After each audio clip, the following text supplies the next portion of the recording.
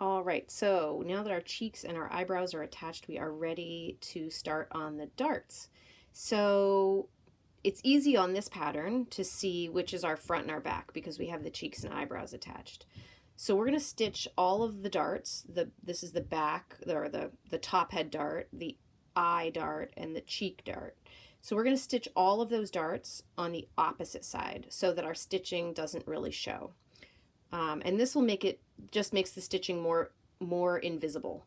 You can do all the stitching on the front with felt, but for some of these more complex patterns, it's nice to hide it. So I've already threaded my needle and I've already knotted the end with the knot that I showed you before, the quilter's knot. And so I wanted to really get up close here. I'm going to just work on that focus one more time.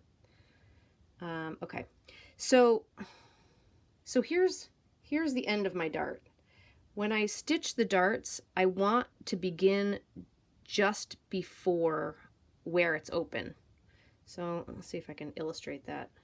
So, okay, so that pin is like butted up to where the opening is, and I want to start my first stitch just ahead of it this way.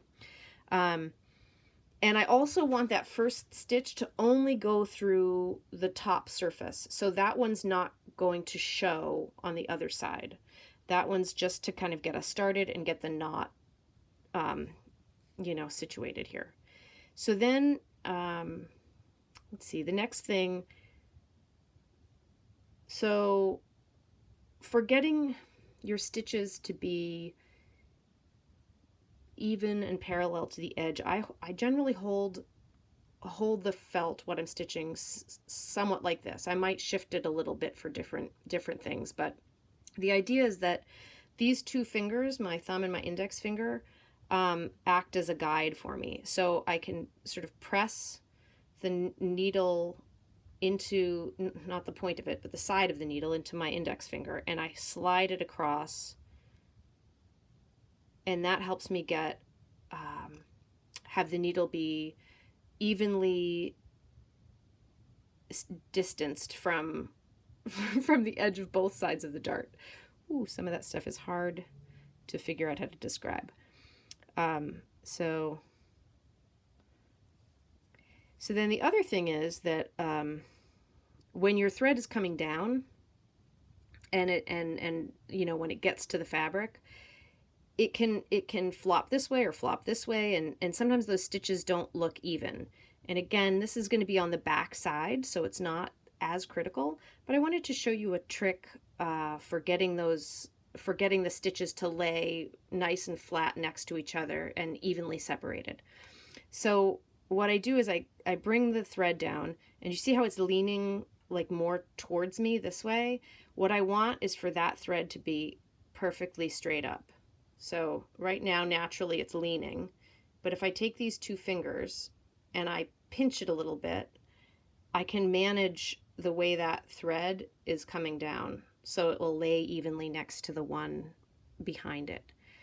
So obviously this looks like a little bit slow, right? But once you start goofing around with this and paying attention to the way the thread comes down, you'll start to get a rhythm, and they'll become more even. So the other thing is how much you pull, so how tight do you make your stitches?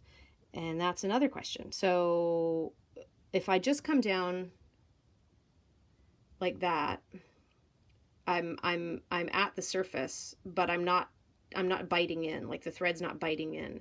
And so if you stuff something where the thread isn't tight, the seam wants to pull apart. So I like to do this thing where I kind of give it a little tug just at the end, and pull it in so that it dips into the fabric a little bit.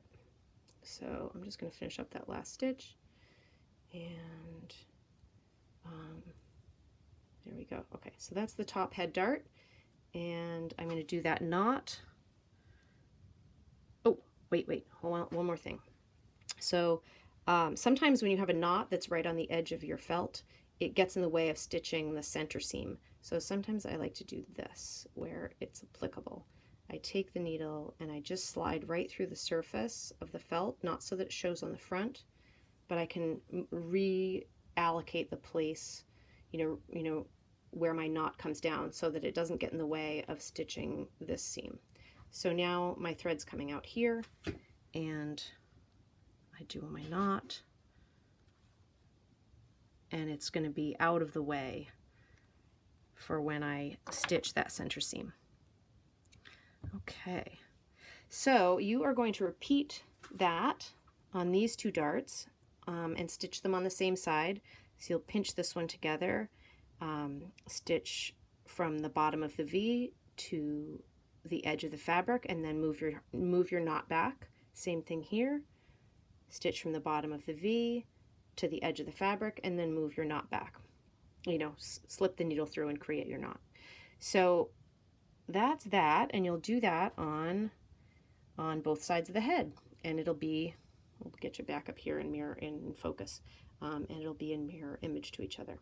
Okay, I will be back when I've got those darts stitched and this eyebrow attached, and we'll get on to the next step. All right, see you soon.